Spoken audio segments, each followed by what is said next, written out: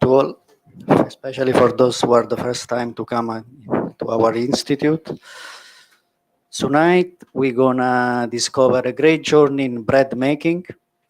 We have a bread Pete. If you didn't see his Instagram account, Piotr Lesnianski, otherwise known as Bread Pete, is going to introduce us how to choose a right flour, the importance of the strong sourdough culture, choosing the right flour, fermentation, etc. Would you welcome Pete Lesnianski? Bread Pete.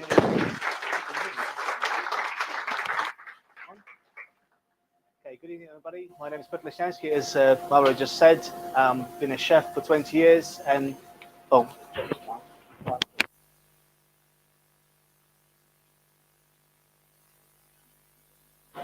hello.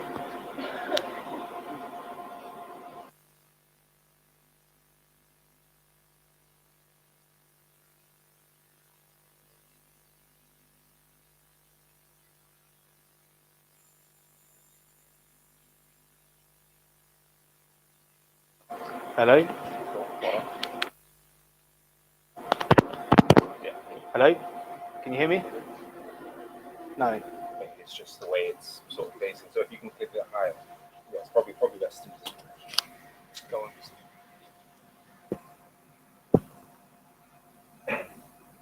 Hello? Okay. Hello? Can you hear me? Okay, good evening, everybody. Hopefully that'll be the only trouble we run into tonight. My name is Piotr Lesnianski. I've been a chef for 20 years, started baking about 12 years ago, and seriously baking about 8 years ago. The reason why I started baking was simple. I came to this country and I couldn't find a decent bread. No offense, but it was very difficult to find a bread that I knew from back home from Poland. So I went to the bookstore and bought my first book.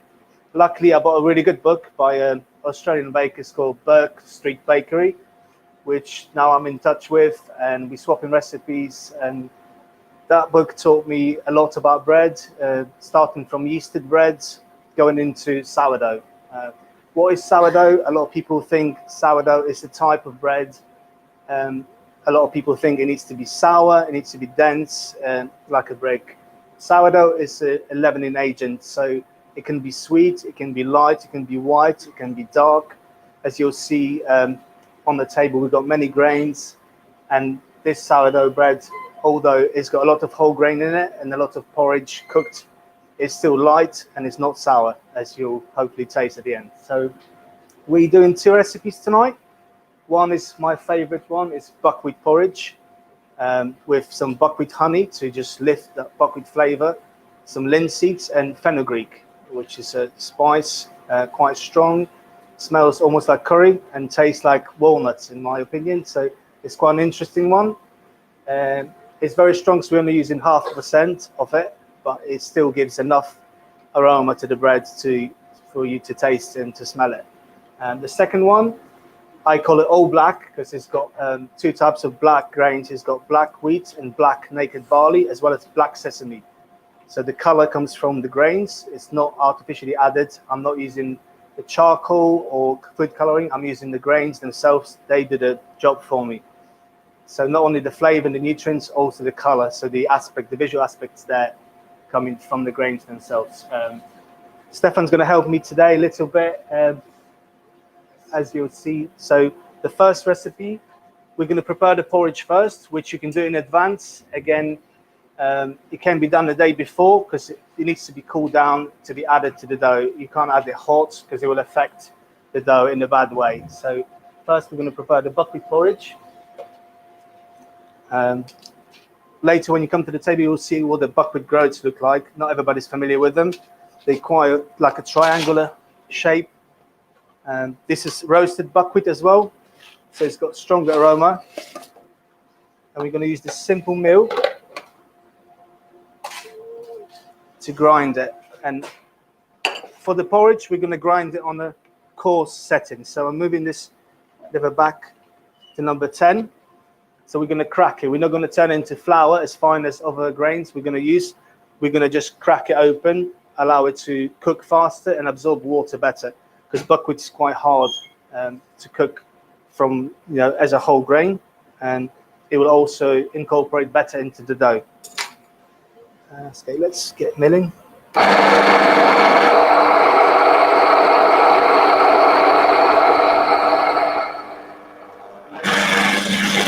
Sorry. So it's as simple as that. There's 2 stones in there, one's stationary, one's rotationary, and you just move the distance between them, how fine or how coarse you want your flour, and it's as simple as this. There's a motor that helps it. Back in the day, people just ground 2 stones together with a grain between it. That's how we started making the porridge, and then further bread and other things. So we're going to add a water to it.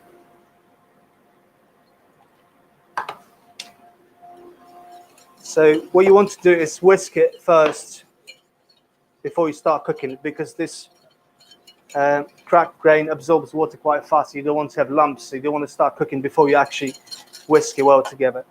Then, okay, that's on, isn't it? Okay. And you want to cook it slow as well, because it might catch and burn. So you can start a little bit higher. As soon as you see it starts thickening, then you turn it down and you cook it out. Similar to making a bechamel or a similar sauce that's thickened with flour. The important here is to make sure the flour is cooked out and the moisture is evaporated to the point that porridge needs to be very thick before it's added to the dough. So you can't just bring it to boil and that's it. You want to cook it out to the point when it's very thick. So when you see the one we've got that we cooked earlier, it's literally like this. It's very thick, almost like not even a paste, it's just like a dough. Okay, so Stefan's going to look after this for me. And into this porridge, we also add in buckwheat honey and linseeds, which we're going to add towards the end of the cooking.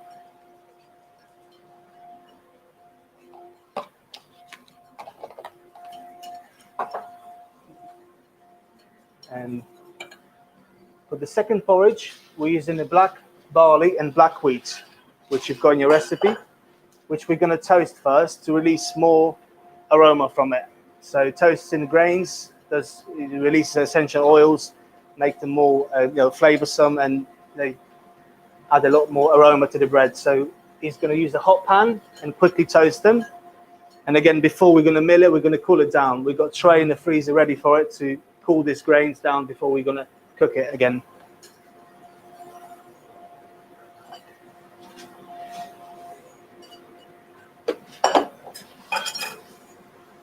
So like I said earlier, these porridges can be done in advance, kept in the fridge even for up to 3 days. They'll be fine. What you want to do is make sure you bring them out to room temperature before you use it in your dough. So don't use it straight out of the fridge. Take it out for 1 hour to soften so they incorporate better, as well as they don't bring the temperature down of the dough too much. Because if your fridge running at 2-4 degrees and your dough you want it to be at 26, you add a lot of porridge, it's going to bring it down and it's going to slow down the fermentation, which you don't want to happen. For the same reason you don't want to add hot porridge, because it's going to do the opposite, it's going to bring it up. Okay.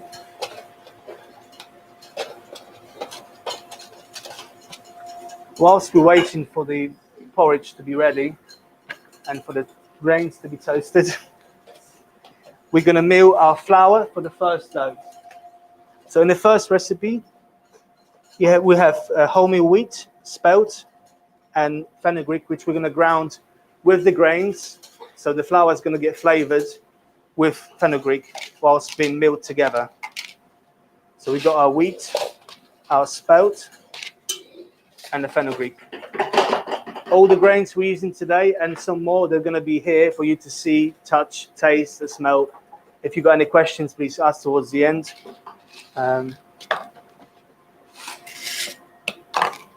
So for this one, I'm going to use the fine setting of the mill. So we're going to actually make it into flour, not into coarsely ground like grits like before. Okay, I need some container.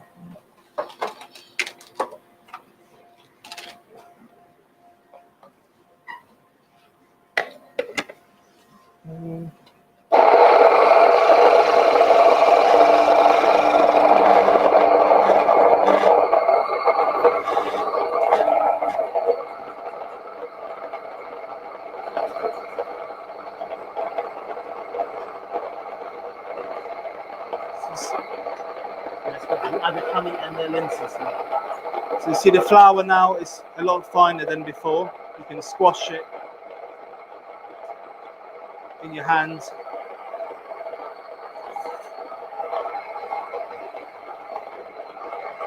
Milling fresh flour is very good for the loaf itself. The sourdough loves freshly milled flour. It's going to thrive, it's going to ferment better. Some flours are also difficult to get hold of. Like when I started baking, there was a recipe with quinoa flour. I could only find it in Waitrose, and it was about £7 for 250-gram tub. If you buy quinoa, you pay maybe £2 per kilo, £3 per kilo. If you mill it yourself, you do the maths. It's a lot cheaper. Also, flour that's been milled before and stored in bags ages, and aging's not always good for the flour. For some flours, like white flour, they age to oxidize to make it strong.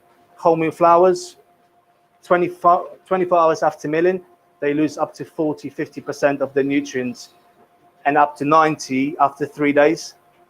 So using it fresh, milling it on demand is the best way of introducing wholemeal into your bread. Also imagine freshly ground coffee, freshly ground spices, the difference between something that's freshly ground there and then and used, and then something that you buy in a bag already ground. So the same principle there. Okay. So now we're going to mix our first dough. So we start with water.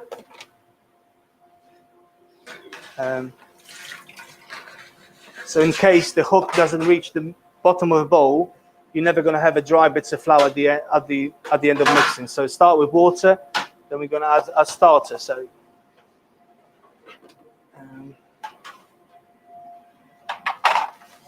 we're using the rye sourdough culture, which is wholemeal, and we're using only 5% of it. Why? I'm going to answer that later, but simply because I'm using a very mature starter. It's quite acidic. Rye likes to be acidic, likes to be mature.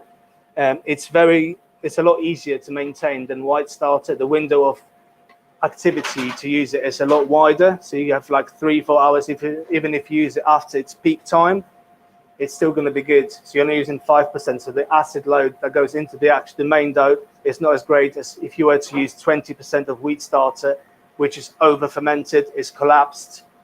That's not going to do, even if you use less, it's not going to be the same. With rye likes to be well fermented, likes to be acidic, likes to be kept warm. So for many reasons, it's easier and better to use rye. It's not necessarily, but you can't say it's better than wheat starter. It's just for maintenance reasons, it's a lot easier. So we're going to use 20 grams in this recipe.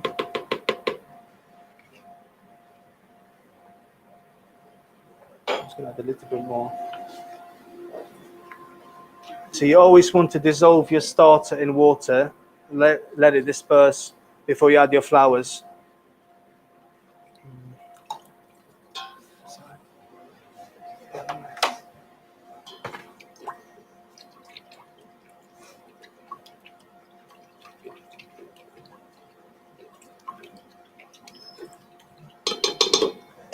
Then we add a wholemeal flour, which is spelt, wheat, and that fenugreek, and a white flour. We're using a T65, is it? From yes.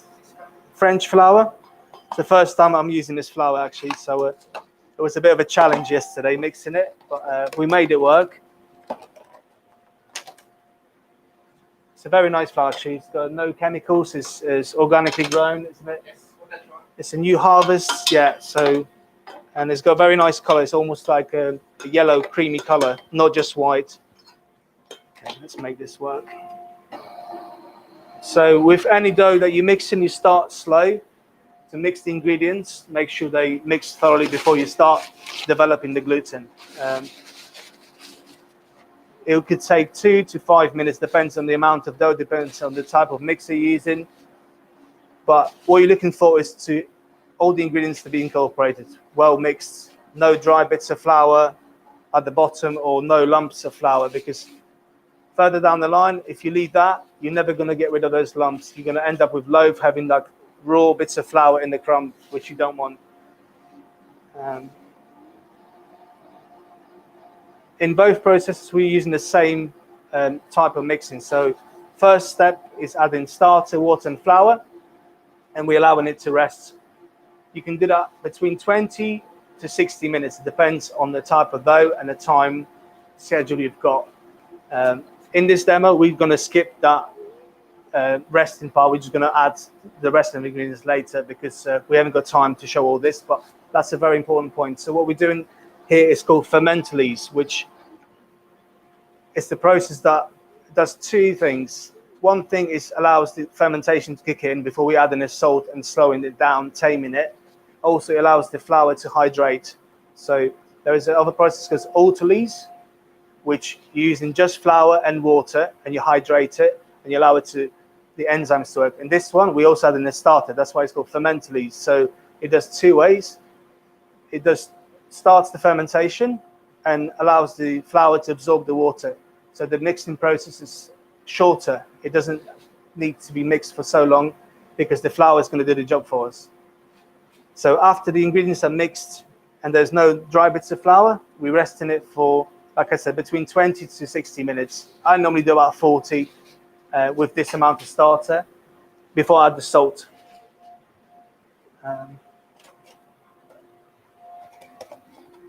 So now we add in the salt. Let's say our 40 minutes have gone past. And now we're developing the gluten. So we mix until, in the easiest way, say when the dough has cleared the bowl. So when the dough is strong enough to detach itself from the bowl, then we know the dough is ready. We can also perform the test. It's called window pane test. When you take a bit of dough and you stretch it, when it's transparent, you can see through it without tearing. That means that the gluten's developed well, and you can move to the next stage, which is the bulk fermentation.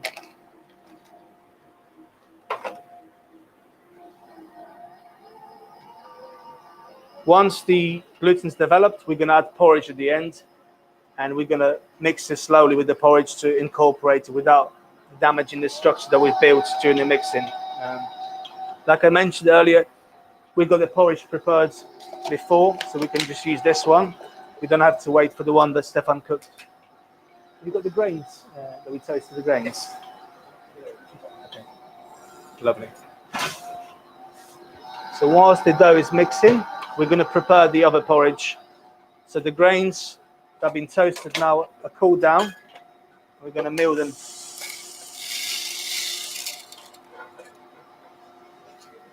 Again, on a coarse setting of the mill. So not into flour, they're just going to be crushed, allowing it to cook quicker. Sorry.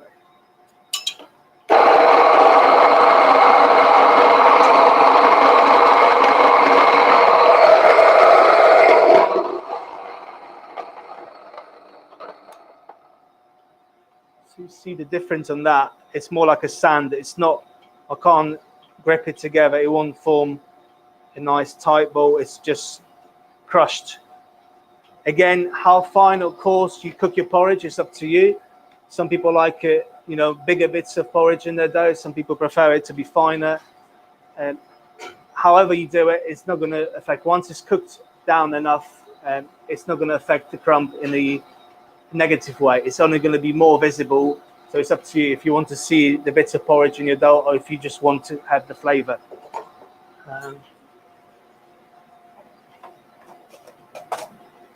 The cooking process is exactly the same.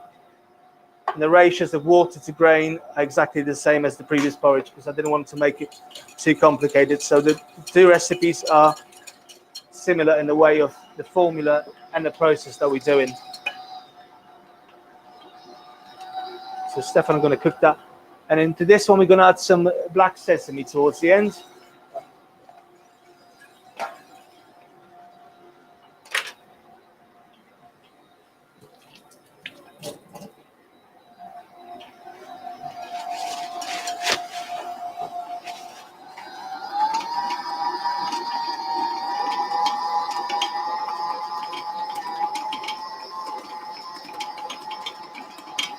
So one of the signs of dough being well developed is a slapping sound. The dough starts literally going bashing against the bowl. That's the good sound. That's when you know it's nearly there. If you hear that slapping sound, and you see the dough start to pull itself from the bowl. I don't know, you can't see it on the camera.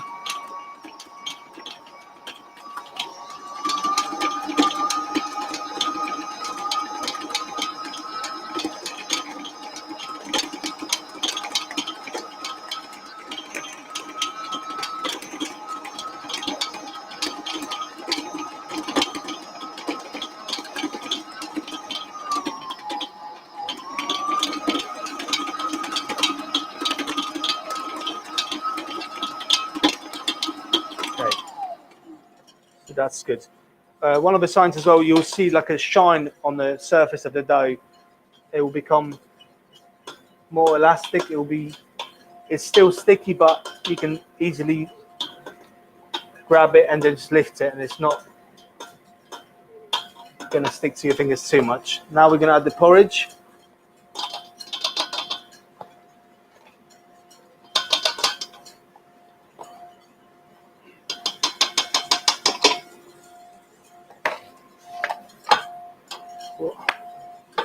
How'd you get this down? Then? Okay.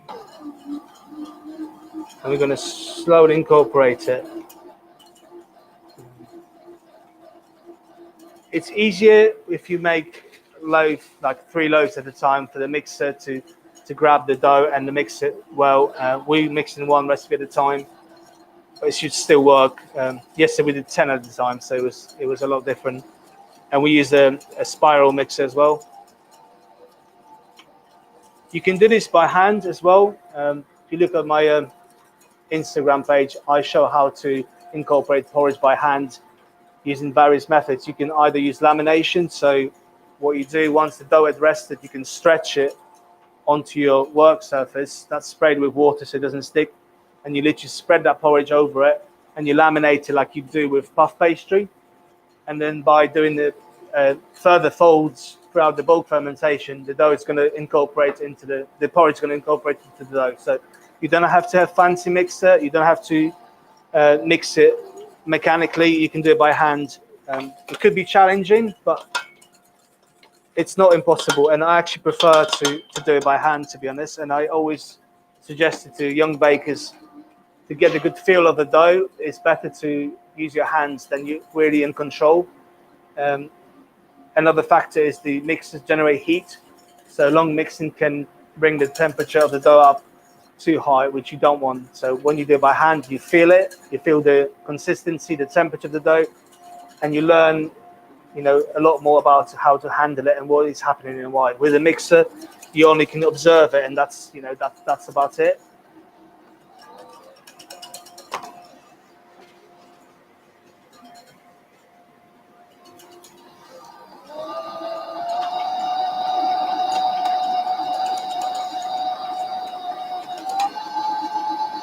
Have any of you baked sourdough before, or porridge sourdough? Many sourdough bakers? Yeah. How are you getting on? Not bad? Okay.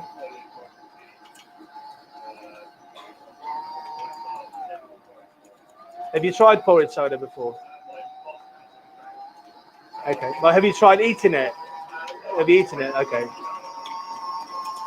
See, when I first time saw a post with porridge, it was oat porridge. It was the simplest of porridges. And I saw this amazing crumb, you look, and I tried to replicate it. I followed the recipe to the T, and it was a complete failure.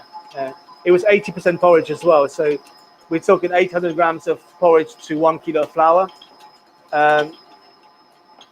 So, there was many reasons why I failed. One of them was the amount of porridge. I just could not handle such wet dough at that time.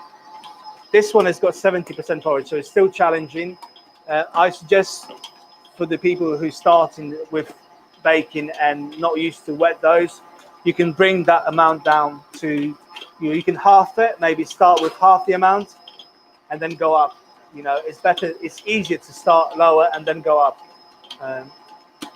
because you can get easily discouraged. You're going to mix this, going to think this didn't work. He was doing some magic tricks there. It could be different flour, but I suggest, you know, if you're not experienced baker or not used to wet doughs, start with small amounts. Half of this is still going to make a beautiful loaf. It's still going to taste really good, but it won't be as challenging to shape and bake. I've gone up to 100% of porridge in my sourdough successively, although I thought 100% was too high. The ratio of the moisture to the crumb was just too much. It was too much of a meal. It was too sticky, although it was still nice and open. I think 80% was like my top point when I went, and it was, you know, it was acceptable for me as you know, as a nice loaf. But you can go 100, you know, it is doable, but I wouldn't recommend it. I'd say start with 30% porridge. So when I say 30%, I mean 300 grams of porridge, cooked porridge, to 1 kilo of flour in the recipe. That's the 30%. Bakers use percentages rather than recipes, so they use bakers' percentages. They use formulas, which is a very easy way to calculate and scale up and down. A lot of people find it very difficult, you know, especially for someone who's not good at maths. Thank you. But it's very simple. Basically, your flour, total flour in a recipe is always your 100%. That's what you need to remember. And then every ingredient is in relation to that flour. So if I say 30% porridge, that's 300 grams. If I say 2% salt, that's 20 grams. We're talking per kilo. So if I say 70% hydration, that means 700 grams of water. And then I don't need to tell you, use kilo of flour at one point. I just say, Stefan, can you mix 70% hydration dough? And he will want me asking a question. He will know a bag of flour has got 16 kilograms. You can just calculate it as easily as that. The same if we see recipes not working, it needs something more or less. I can just say, oh, up the hydration by 10 or lower the salt by 0.1. And then it's a lot easier than saying, you know, add 20 grams less or 40 grams, because that is only in relation to a particular recipe, not to the whole formula. So now the dough's mixed. So you'll see that's the sign of gluten that's well developed. You know, you can stretch. Of course, it's going to tear at some point. It will always tear, but if you can stretch it to transparency, that means the dough is well developed. So what we're going to do now is allow it to bulk ferment, which it says in your books, 6 hours at 24 to 26 degrees. What's important in here is the second part of a message, which says the dough should increase in volume by 50%. Again, sourdough doesn't work like recipes. I say to you 6 hours and you're going to stick to it. One day is going to be 6 hours, another day is going to be 4 hours, then the next day is going to be 10 hours. Depends on many factors, mainly the temperature, the room temperature. So the sourdough in summer is going to work completely different than sourdough in winter. And you might find you have to, you know, shorten the bulk or extend it. So what you want to look at is the increase in volume. When I say by 50%, that means not to double. That means if the dough is half the bowl, you want it to be at 3/4. So it's by 50%, not double. So we're going to cover that. During the first stage of bulk fermentation, we perform folds. There is different types of folds. You can do folds, which is called stretch and fold. I'll show in a second though. When you pull it up and you fold it onto it, this is stretch and fold. And there's also coil fold. When you put your hands under, you lift it and you allow the dough to fold under itself. They both do the same thing. It's just a different technique. The coil folding is usually used for wetter doughs, so you don't have to drag it up and try and lift it. You just allow the weight of the dough to fold under itself. I'll show on the second one, so on this one in a second. Where's the porridge? Okay, it's cooling down. Yes. Okay, so now we're going to mix the second recipe. So again, we're going to start with grinding some flour. So we're using, in this one, we're using the same grains that we use for the porridge. So we've got the black barley and black wheat. These are both grown in the UK by independent farmers. They're very into growing different grains, introducing old varieties, making things more interesting. The barley variety is quite interesting. It's called naked barley because most barley that's widely used, it's got husk attached to the grain so much it can't be processed whole, can't be eaten whole as whole grain. So what you buy in a shop often is called pearl barley, which has been mechanically polished off. So all the husk and the outer shell has been polished off it in order for it to be digestible. This variety can be eaten whole, hence the name naked barley. So the husk is detachable from the grain, so we can use it whole without any issues and eat it whole. So we're going to grind this too. Again, we're moving this to number 1 now, so we do it fine. What? Something's right there.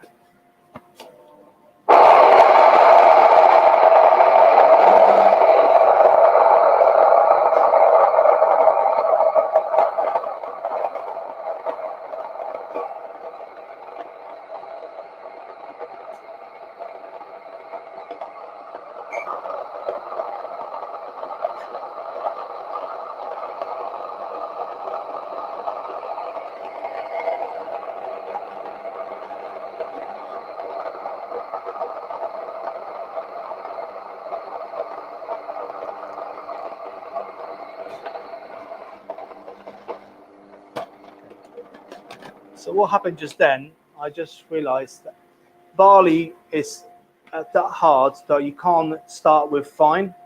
So I should have known that better. But what happened is the mills got clogged up.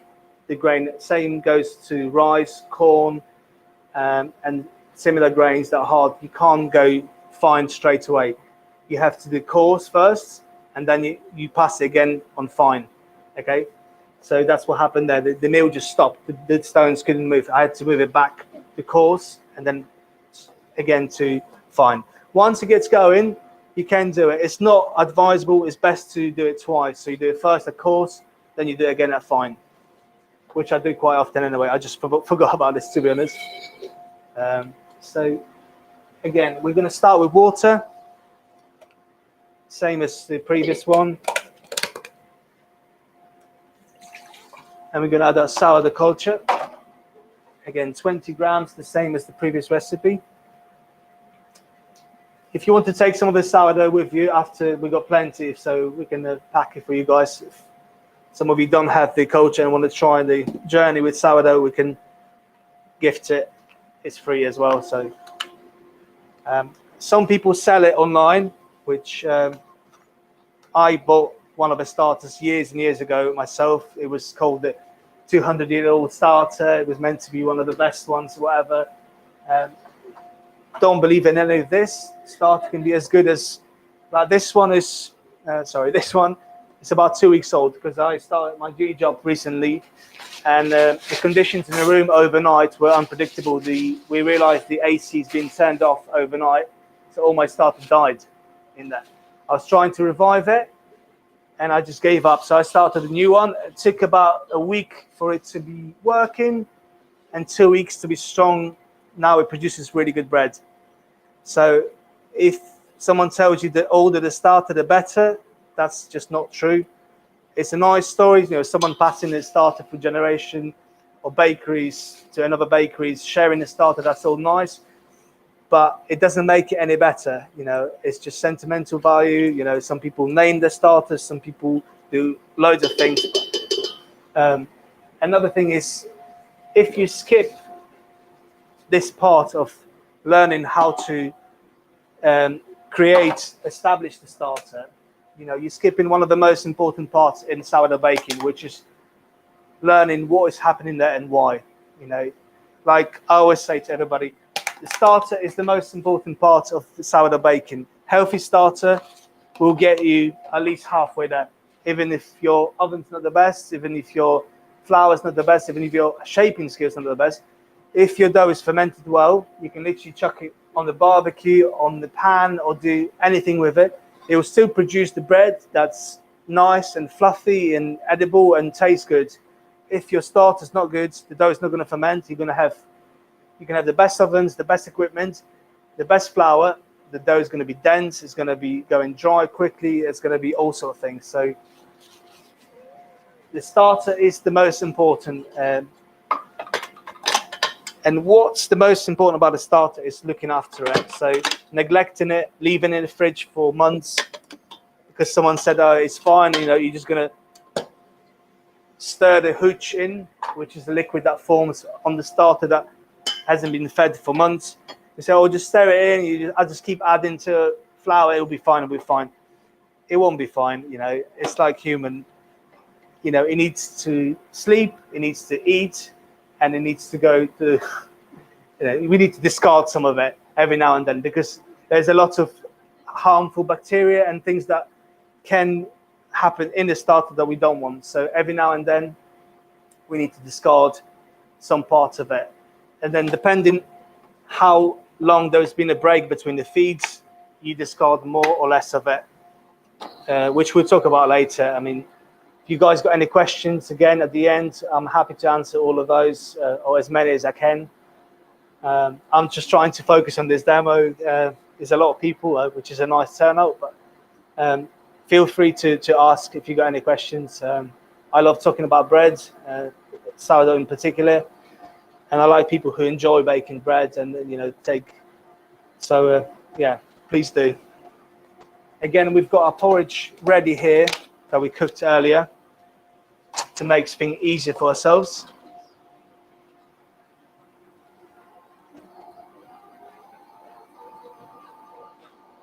Porridge can be many things as well, you know. Think of it as, you know, polenta. You know, people cook polenta, so which is the cornmeal. So you cornmeal. What would you like with polenta? You can go Italian. You can go Parmesan, basil. You can go gorgonzola, walnuts. You know, the same with oats. How do you like your oats? You have your oats for breakfast. You have some nuts in it. You know, why don't you add some of that into your sourdough? So not only porridge prolongs the shelf life of the bread, not the shelf life, the freshness of the bread because of the moisture that's locked in the cooked porridge. It also is a great way of introducing flavors into your sourdough through porridge. So, you know, you can make a rice pudding, you know, a savory rice pudding. You can do polenta, like I said. You can do a porridge, oat porridge, toasted, like I did once. I was saying to Stefan today, I toasted the oat porridge with butter, added milk, making a milky, buttery, so it's almost like a brioche loaf, you know, soft crust, not crunchy, but the crumb was lovely. And then I added some gorgonzola and some toasted walnuts, and it was great, you know. Those flavors really work, as we know, together. A bit of honey, why not? You know, chia seeds, you name it.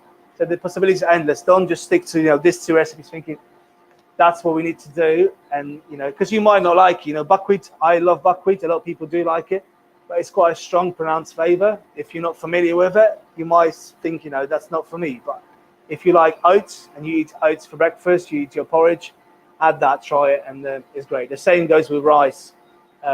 Rice makes a great porridge.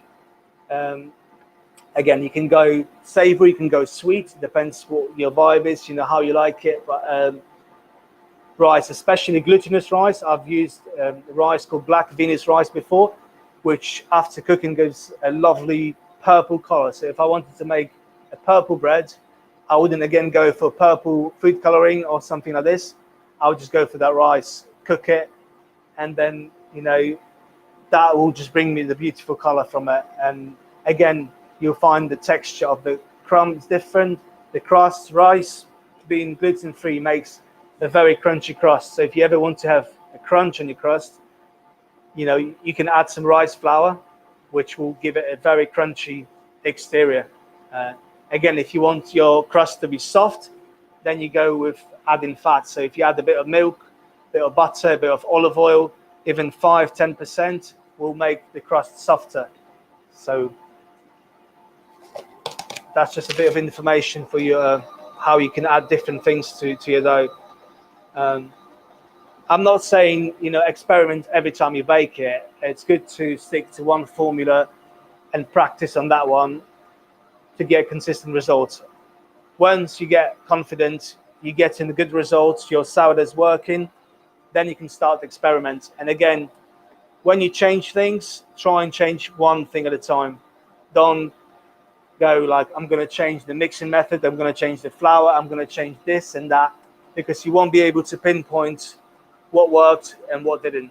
So if you stick with one formula, bake 100 loaves, then bake another 100, and you feel you're getting consistent results, your sourdough's nice, then maybe take away some white flour, add some spelt, and see how that affects it. Because spelt is a very different grain. Even 10% can make your dough very extendable. So you'll be like, it feels like 80% water is only added 70, because spelt proteins are completely different to wheat.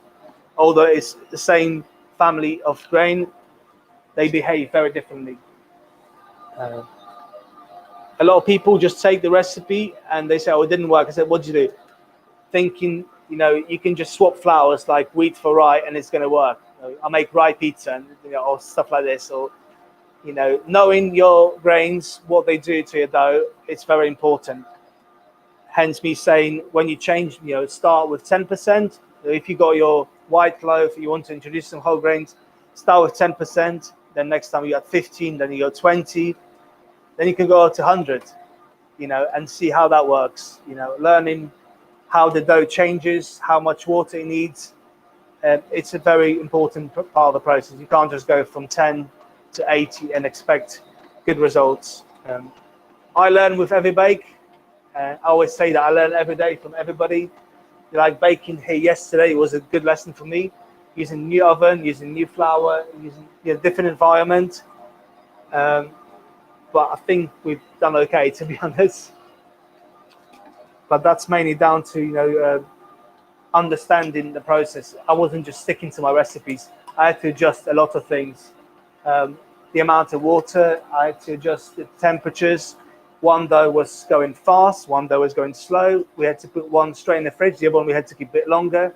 Then we came in this morning and one was ready to bake, the other one we had to take out for 2 hours to be ready, to be at the same stage. Even though they're very similar recipes and formulas with similar, the grains that we use in affecting the dough.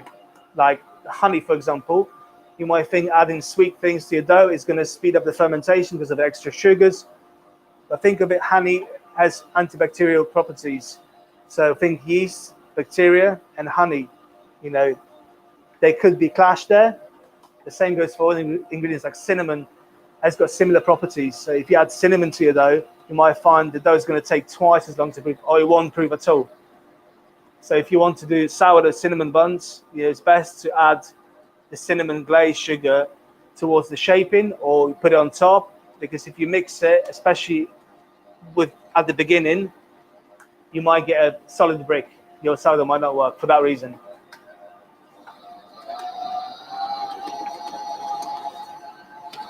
Okay. I forgot, I skipped the part of resting. Okay, so let's say we rested the 30 minutes. We did the ferment at least, like I said before. So we only mix in a starter, water, and a flour together, allowing the fermentation to kick in, give it a head start, and allowing the flour to absorb the water. And then the mixing process is a lot shorter. So now we're going to add salt, and we're going to develop the gluten before we add the porridge. Similar way, adding extra water. If you're making ciabatta or focaccia, those are a very high hydration, 80%, 90, 100 or over. You wouldn't be able to add all the water at once because you just would not mix. No flour would take that amount of water. So what you do is a similar process. You mix, let's say 65%, 70%, depending on the flour. You develop the gluten, and then you start adding water gradually, little by little. It's called bassinage, is it? Yeah. And the flour will take it. So you add, let's say, another 5%. You develop the gluten fully. Then another 5% fully. You don't add all the rest of the water at once because it's just not going to bind. And believe me, that way you can go up to 130, 140% hydration, which people think is impossible. I'm not saying to go for that because that dough is incredibly hard to deal with, and it's only good for things like ciabatta, focaccia, which don't require shaping. There is a loaf called pan de cristal. I don't know if you're familiar with it, which is again using that formula of very extremely hydrated dough, but then the crumb is like glass. It's literally just gluten network set in the crumb. You know, it looks amazing, but to get that is, you know, I haven't myself baked successfully pan de cristal successfully yet. I've done it once that was close to being very good. I think mainly due to my oven not being hot enough to lift that dough. You need a very hot surface, like a stone at 300, 400 degrees. So you bake it fast and you bake it hot as your oven gets. My oven currently, even though it's a very good oven, it's got all the gimmicks, you know, steam injection. It doesn't go higher than 275, and that's on paper. When I actually probe it, it's probably about 260. So it's good for sourdough. For things that require higher temperature, like pan de cristal, it's probably not ideal. You know, you can go into other things. You can try and cook on the barbecue, get or pizza stone or cast iron thing, which we're going to use here, by the way. One of the breads we're going to cook in the cast iron pot. Cast iron is got great properties. It retains the heat really well, absorbs it, and then gives it off. So once it's hot, you can bake numerous loaves one after another without preheating it every time. So you preheat it once to as hot as it gets for about an hour, and then you can bake several loaves in that pot. Another great thing about it is it traps the moisture from the dough itself. So you don't need to steam the bread. You basically pop the loaf in, put the lid on. That lid traps the steam, so it acts like an oven itself. And then towards the end, you take the lid off and you're allowed to caramelize. So the steam that evaporates from the dough steams the dough itself, and the bake blooms nicely. Okay, that's well mixed now. We're going to add the porridge.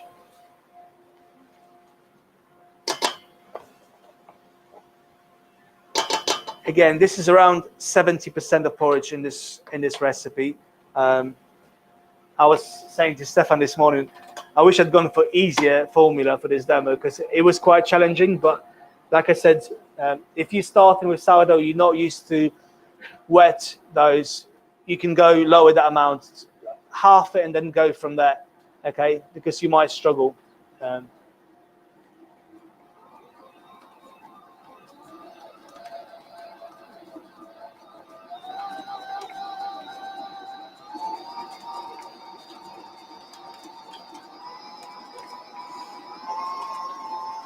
I mean, if you ever struggle with shaping, you can always literally get a loaf tin and just bake in a tin.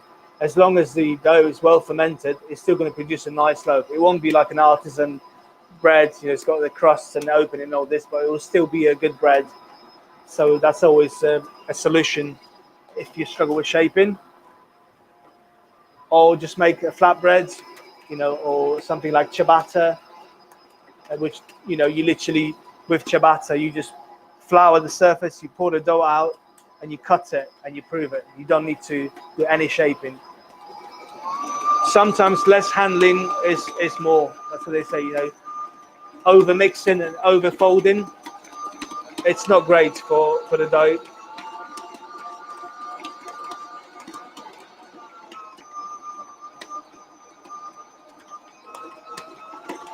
So we're just mixing our porridge in.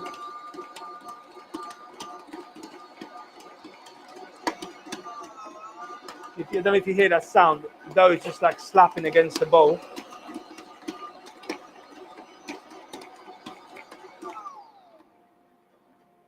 So that's one of the signs of the dough being well developed.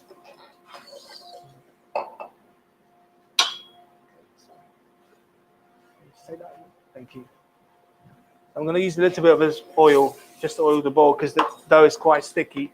It helps it a little bit. You don't have to use a fancy spray oil. You just use any oil, olive oil, rapeseed oil, any oil you've got at home. But don't pour loads in. Just literally rub it with a bit of paper, just so it helps the dough, so it doesn't stick to the bowl or container you're using. Spatula. Need this mill, actually. We don't need this mill anymore.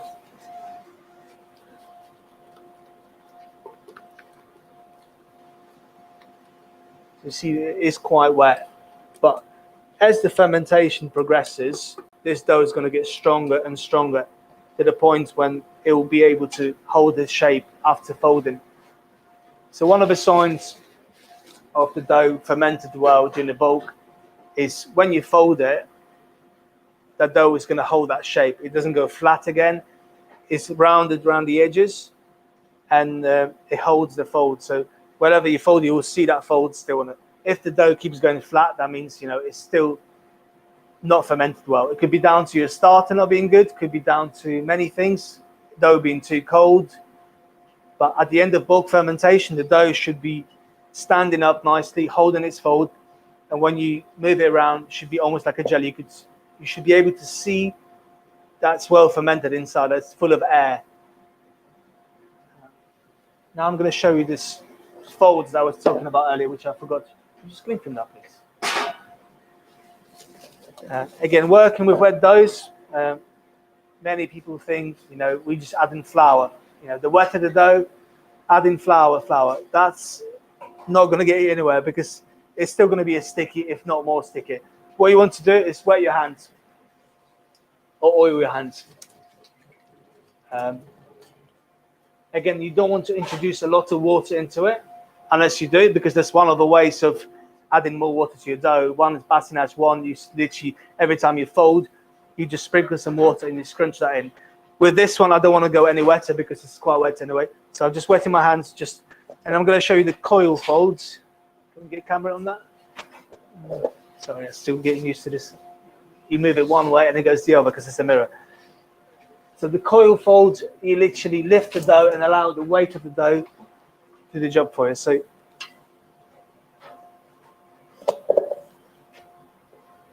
it just wraps itself under. So again, you should feel, once you get used to the dough, you'll know how much it needs folded. You don't want to overdo it. We're not just doing it for the sake of doing it because someone told us, do it every half an hour, do it every 1 hour, do 4 times, north, south, east, west. There's many ways of people say they're focusing on the wrong thing.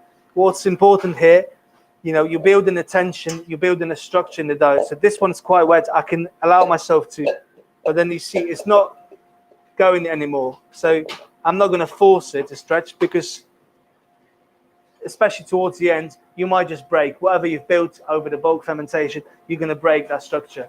So you only do it as much as the dough allows you to, basically. And you'll see the difference towards the end of the bulk. The dough is going to be stronger. It won't allow me to pull itself as much as I did this time. Again, the fermentation, it's not linear. So what you will see in the first 2-3 hours is going to be very little rise. But then the next 2 is going to go, so you got the beginning like this, and then it goes like that. So what you want to do is develop your dough, the strength of your dough at the beginning stage, where the dough is slowly rising. The less you fold towards the end, the more open structure you're going to have. So do your folds. The standard thing is like 3 times half an hour, and then 1 hour or 2. And that again depends on the length of the bulk fermentation. But the first folds can be more frequent, so you do it every 30 minutes. Then the second 2 or 3 could be every 1 hour. But once you see the dough is strong and it started to move, it's increasing in volume, you can stop that. Again, there is no set recipe for all of this. Every dough is going to behave differently. It's up to you to observe it and see what is going on. Sometimes, the flour is so strong and the dough is fermenting so well, 2 folds will be enough. Sometimes, you can develop the dough in the mixer all the way and just leave it, and again, it's going to be strong enough. It won't need any folding. But again, this is once you get used to the working with the dough, understanding the process, then you see those things. But don't ever try and stretch it, force it to stretch, because it will break. So only do it as much as the dough allows you to. See, this is nice and round now, although in about an hour's time it's probably going to be flat because the fermentation hasn't really started yet at the rates that we want to. But what we're doing now is just building the structure and the strength. Okay? Might be over time. Okay. We're going to shape some dough now. We've got some dough prepared earlier, so we're going to show the shaping.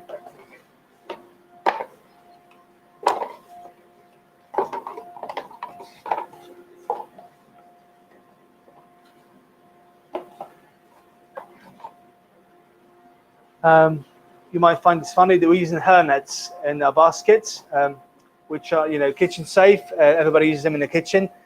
They're made out of a very great material. It doesn't require much dusting with flour. So when you use, you know, a cloth or just a basket like this, you have to use gluten-free flour in order for it dough not to stick. These hairnets allow it to breathe, and they don't stick to the dough, even to the wettest dough. So you can use very little flour. I mean, we have blue. I normally use white ones. We just only had blue here. So they're cheap as well. They're disposable. So, you know, for cleanliness, you could take them off, throw it away, and then next time you just use the new ones. We're going to use buckwheat flour to dust it. You can use any flour. Gluten-free flour works best because it doesn't stick. Like I said, when the dough is well developed, it shouldn't be, after fermentation, be too sticky. I normally use rye or mixture of rye and white, mixture of white and rice. My favorite is buckwheat because not only does it not stick, it adds a nice flavor to the crust. Like rice flour, it doesn't really have much flavor.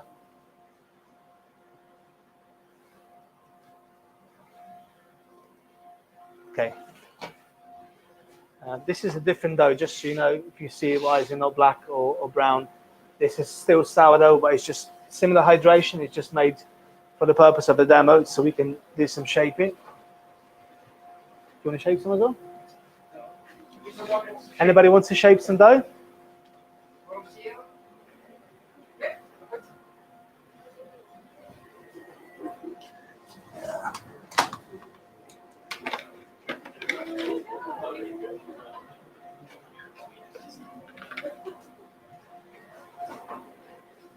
Go on. So we're going to do a very simple way. It's one of my favorite methods, actually. You can just put a little bit of flour on there. Don't worry, we won't break anything. So I'm just going to show you. So after, yeah, please.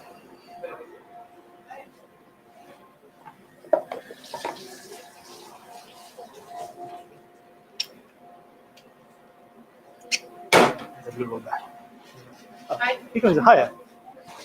Okay.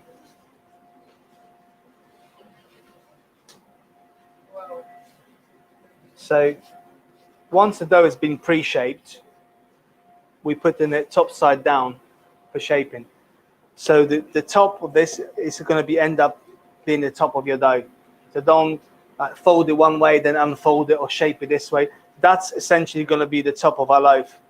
So when we prove it upside down, and then when we turn it out for the baking, the bottom part is going to be the top. Okay. So very simple. You can literally just go on, do it as well. Okay, you do it that way. So that's fine. What I do, you just do like a triangle like this. Okay. You turn this around, so you bring that side there. And then that tip, you can just stick there like this. And then you can literally just roll about. Make sure it's quite tight. You don't want to do like a Swiss roll. So once you roll it, you feel the tension build there. So that's quite important for the loaf to rise up rather than go sideways. That's it. And then you just put in the basket to sleep. Perfect. See? And you can close this end by just pinching it. Lovely. Perfect. Better than me. Anybody else want to try? Go on. We've got 3 more.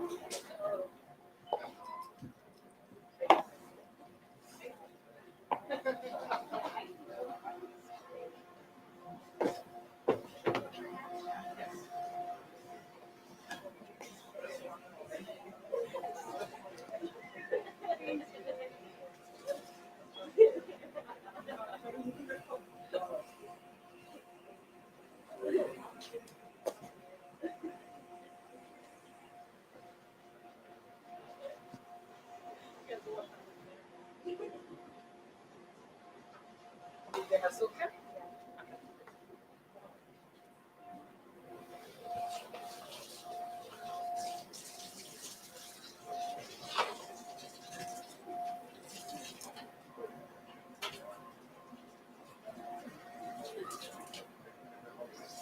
Don't worry, you won't break it.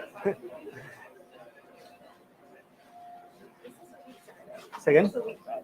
Yes. This is 30% wholemeal, 70% white, 70% water. Same 5% rice sourdough. It will behave similar to that one. It's slightly less challenging. I did it deliberately for the purpose of the show. So, when you shape it, you don't struggle. So what I did, I don't know if you remember, guys. So you go this side's like that. So you create like a triangle. And you make sure you just stick it down. So that's it. You can literally just, yeah. If you see any big bubbles, you pop them. And just make sure that it's stuck together. So see, that's not sticking there. So what you want to do, you can just pinch it. There's probably too much flour on it. Anyway, as long as that's it. You don't want to have any cavities in there because there's going to end up being, big holes in your crumb. And then you can, that point goes there. That's it. Just keep rolling and just keep it tight. You should feel the tension in your hand. That's it. And bring it. You can bring it a bit more. That's it. And then just flip and put it in a basket. And you can pinch the sides. Don't worry, you can go for it. Honestly, it's not really. Yeah. Chef, you want the flat Yes. side down? Yes, please. So the seam, the seam goes up.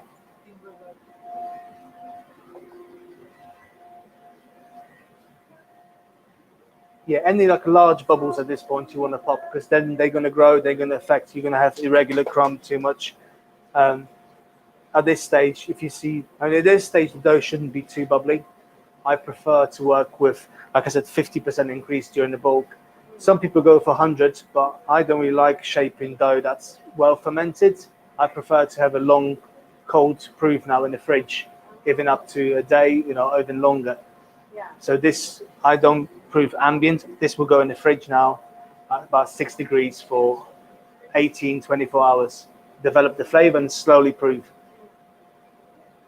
Okay, cool, perfect. Thank you very much. Come on, guys. Thank you. Okay. So this is loaves. Bacon. You want to start picking? Yeah, we'll make that. How many for time? Because I just forgot about the times. Yes, yeah, good. Cool. Okay.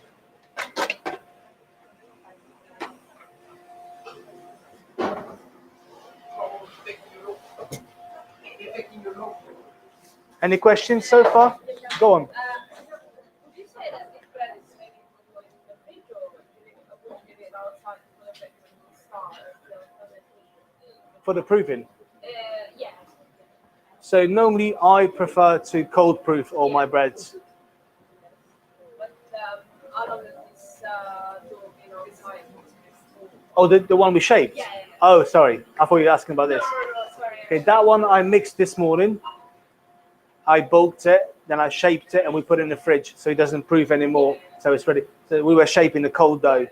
How long would you do it before putting it in the fridge for the last fermentation? So now, because this dough was shaped cold, I would normally allow it to warm up, start proving in a warm temperature first for about an hour, and then put it in the fridge.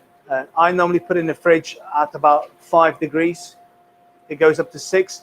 You want it to be above 4, but not above 8. So between 4 and 6 is good. Then you can, that fermentation is staying, it's slowly rising there, rather than, being, if you put it at 8, the dough's going to be able to proof. If you put it at 2, 3, it's going to be too cold. But again, it's observing the dough. If you see, dough being very fast, it's summer, you mix the dough, the dough was too warm, everything's moving too fast, you might want to put it in the fridge straight away, first, go to like 4 or below, make sure it's cold enough, and then rise the temperature. Again, the fridges we're using here, they're very good fridges, they're professional fridges. The temperatures there, you set it 5 is a 5. At home, your fridge, you might think is a 5, it's going to be a 12. The good thing is, one of the good things to get for beginner bakers is a small thermometer they can place in your fridge, and then you monitor. Because again, top shelf might be 12, the bottom might be -1. Yeah. It really is, And again, comes Christmas, your fridge is full. Your fridge is going to be completely different. The air circulation. So everything is, into observing how the dough is developing, how it's moving, and then finding the best ways, finding the best spot in your fridge. Might be the bottom shelf, might be the drawer for the veg, might be the top shelf. Once you learn that, it'll be a lot easier. The same with your oven. Good to get oven thermometer to control, to monitor the temperature, because it might say it's 270, but it's going to be 180. I've seen it all. Trust me. Any more questions? If you the boil, Yeah. when that before they get breaking the dough, is there a way to start the chef? It depends at what stage. At the early stage, it's not really that important. You can just leave it, but don't just try and fix it like round into ball. If your dough breaks, which will be quite difficult with this dough because it's so wet, but if you end up over mixing it at the early stage, just leave it, allow it the long rest, and then continue with folding. If it happens during the shaping, that's a different story, because it depends, what your plan was for the baking, whether you were planning to bake on that day, and it depends how far the fermentation's gone. If it's like very proofy, very active, and you broke it, then you can just, try and do focaccia out of it, or you can try and re-round it. It depends also on the damage. If it literally just snapped there, you can cut in half, do 2 small loaves in the place where it's split. It's not a very common error, to be honest. Often people over mix it at the early stage in the mixer, because there's an old-fashioned way, you got to knead your dough. People just mix it for ages. The flours we have nowadays are strong enough. You can literally pre-mix it and then let the flour do the job. It will absorb. It will become stronger on its own. So it doesn't require long mixing, especially with the process like we did, the fermenters or the autolyse. If you allow the water to be absorbed by the flour first, then literally 5 minutes, even hand mixing, will do the job.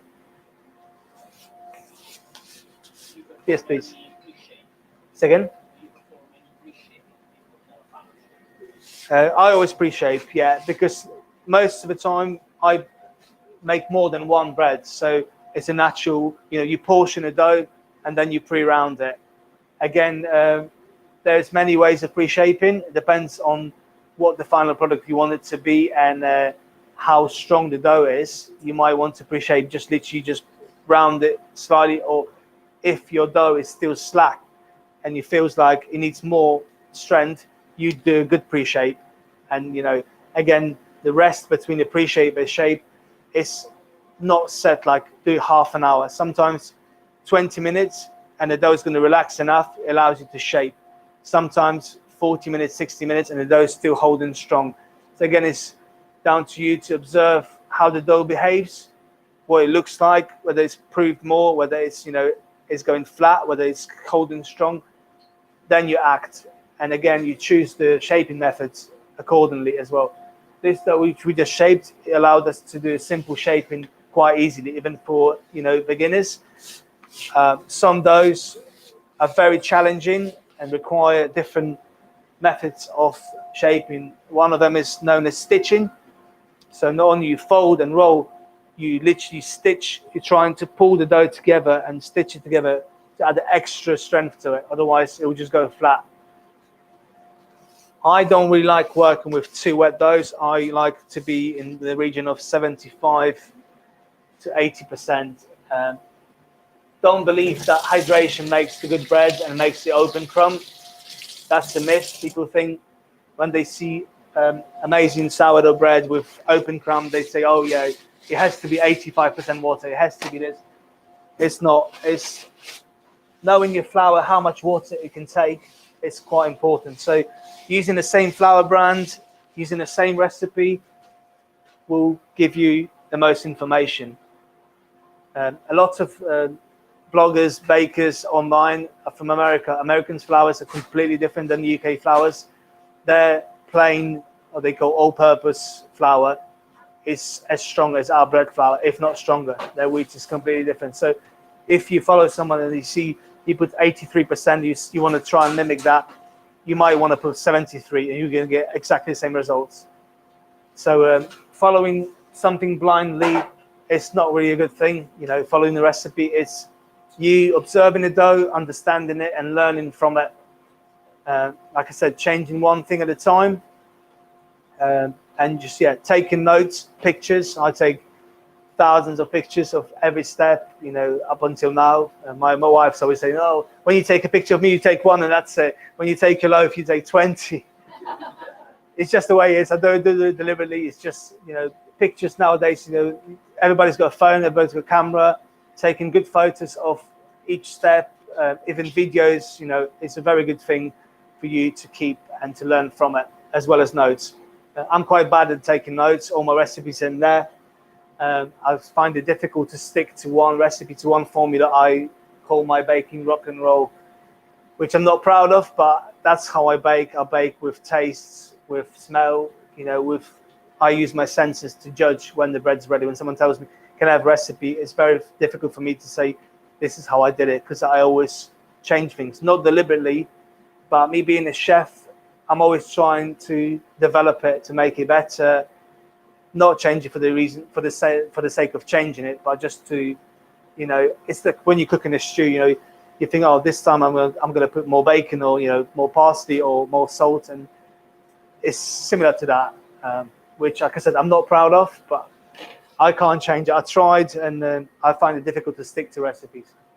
Okay, we're gonna bake our breads now. We've got the same dough that we mixed yesterday, we baked this morning, that we're going to bake. So it's not the one you saw shaping, it's the same one. We're going to use two different ways of baking. One, we're going to use what's called this Dutch oven, which, like I said earlier, I think is the best way of baking bread at home. They're not too expensive. You can get them for like 25, 30 pounds. You can get a fancy one for 150, but doesn't necessarily make it better. My first Dutch oven bake was revolutionary. I couldn't believe how different the bread was when I opened the lid. And, you know, I literally could not believe how, and it wasn't even the best bread. It's just the crust and the opening, everything I wanted from the bread, from the visual point of view, was there the first time, you know, so I couldn't believe it. And that pot that I bought probably baked thousands of loaves in it, and it's still going. So cast iron is great material. If you want to get one, I suggest you get non-enameled, so not painted one. So it's raw cast iron, but it's seasoned, it's pre-seasoned, which is quite important, because if you get it raw, like you'll see, it's just like a rough metal. It's quite a pain because you have to keep seasoning it. It goes rusty. No matter what I tried, it always going to end up going rusty. So get one that's pre-seasoned and non-enameled, so no non-painted. But that's just a suggestion. If you fancy, like we say, 180 pounds, nice red to match your kitchen, you know, go for it. I don't have one personally. So baking at home, there's a few tricks that you can use to help you bake. Like Dutch oven is a great way. So preheat it always as hot as your oven goes to for at least 40 minutes, I suggest. You know, people say, oh, saving energy, but at the same time, you can save, you know, if you got bad bread, you know, it will take longer to bake. The bread's not going to work. 40 minutes, I suggest, as hot as it gets. Then when it comes to baking, I normally bake about 260 degrees for the first part when the lid's on, and then go down to 240, 230 when the lid's off. Again, it's not set in stone. Different dough is going to bake differently. The one with honey here probably won't like 240 towards the end. Probably you want to do 220 for longer, because again, with the porridge, with all the moisture, you want to make sure it's cooked through without being too dark. I normally do 15 minutes with the lid on, 15 minutes without, and that's usually half an hour for this size of bread is enough. They say the bread shouldn't take longer than 40 minutes to bake, to fully bake. If for some reason it's not baked yet, that means something's gone wrong. If you have a probe, you can probe the baked bread with a simple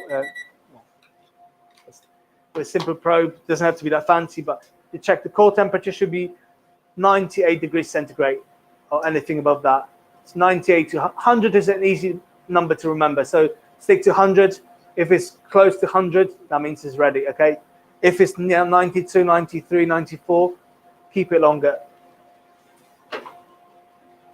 So I'm going to use the parchment to help me to transfer the bread into those Dutch ovens or cast iron pots. Cut it out. So you want to use grease-proof baking parchment that is designed to be baked at high temperatures. Why grease-proof by parchment? You just buy just like it's not baking paper, it's another thing like a food wrap. It will just stick to your bread, and you will just end up spending hours just trying to scrape it off. So get a good parchment baking paper and check on the label. It normally tells you like bake it. It's allowed to bake to 280, 300 degrees, and it won't burn. So I'm just putting it on the top and just flipping it over like this. So now,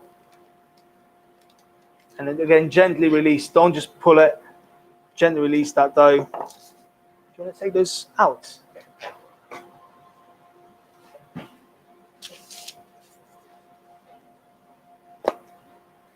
I'm just going to sprinkle some flour over the top of this one. So we found out this morning this dough was very wet. The buckwheat porridge wasn't as bad, but this one came quite wet, so it was difficult to score. I'm just using some buckwheat flour and just rub it in. And then scoring, the best thing to use is razor blades. They're cheap, they're widely available, and the only thing about it, you've got to be very careful. They're super sharp, so you can use, this is a fancier baker's tool, or you can use literally a wooden stick, cocktail stick, or anything to put it on. And I don't know if you can see that, it's curved. So the way it's put on is threaded. So it goes like this. So when you score it, it cuts under the skin. So again, when scoring breads, you don't go like this. You go at the very shallow angle. So you want to cut under the skin, allow it to open up, hopefully. And you want to use the corner of the blade, not the whole blade, because you're going to drag it, and you want to do it swiftly. You don't want to hesitate. You don't want to go. So you just go like this. The blade's sharp enough. If you for some reason didn't go all the way, you can always correct it. But you want to do ideally one cut swiftly, and then pop that in. Lid goes on.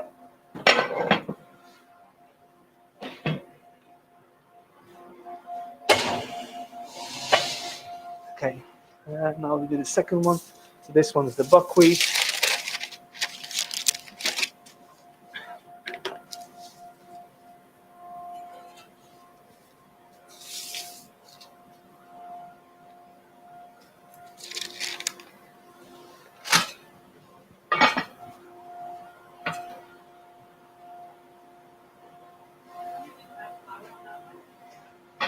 I wasn't dusting this because the second dough wasn't as wet. So when we found out this morning, these are two different doughs, even though very similar formulas.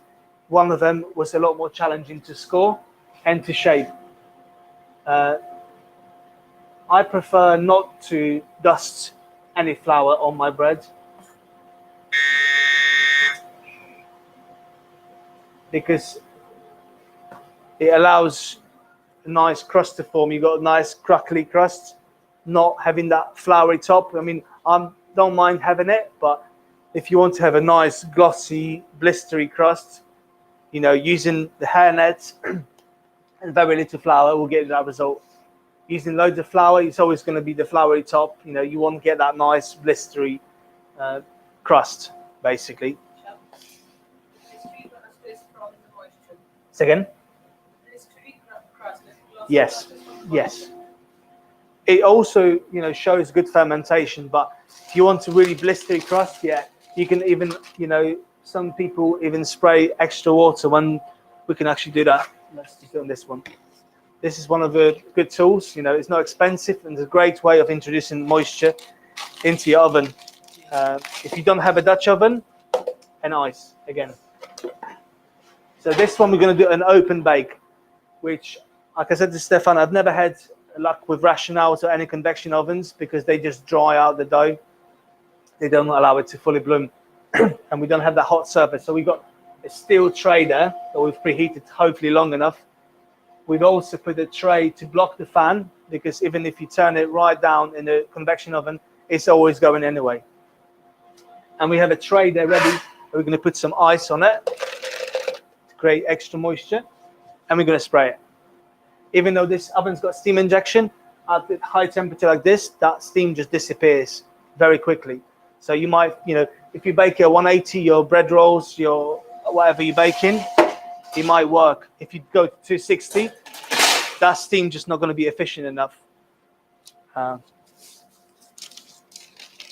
let's see how this bakes anyway. So we just do the simple scoring.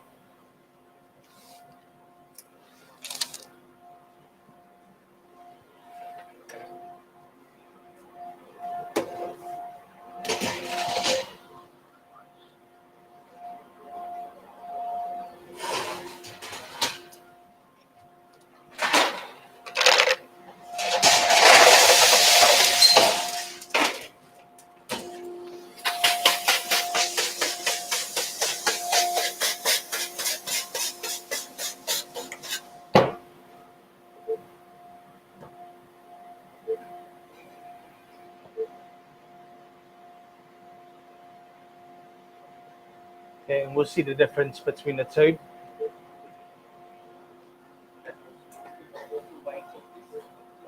Weight.